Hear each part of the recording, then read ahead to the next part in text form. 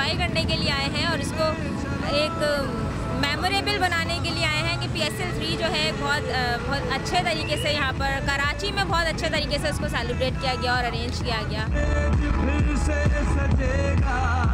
तस्वीरें बच्चों की लेने के लिए आई हूँ मैं और थोड़ा दोबारा करने के लिए आए क्योंकि उस दिन तो हम आ नहीं सकेंगे, तो हमने कहा आज इंजॉय कर लेते। PSL क्या है, कराची में रौनकें लौट आई हैं और बहुत बेहतरीन लग रहा है। मतलब मेरे ख्याल से इस वक्त पूरा कराची खुशी से ही झूम रहा है। मुझे अफसोस इस बात का कि मुझे टिकट नहीं मिला। हम अपना PSL को देखना चाहते हैं, किस तरह की सारी मतलब डेकोरेशन हुई है, तो वो बहुत अच्छा लग रहा है एंड आई होप कि इस्लामाबाद जीते।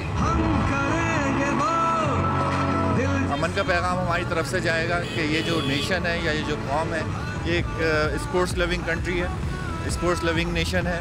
इसके अलावा हमारी एक चीज़ ये है कि इस टाइप के जो इंटरनेशनल इवेंट्स हैं ये हमें प्रमोट करेंगे टेररिज्म से अपने आप को अलग करने के अंदर।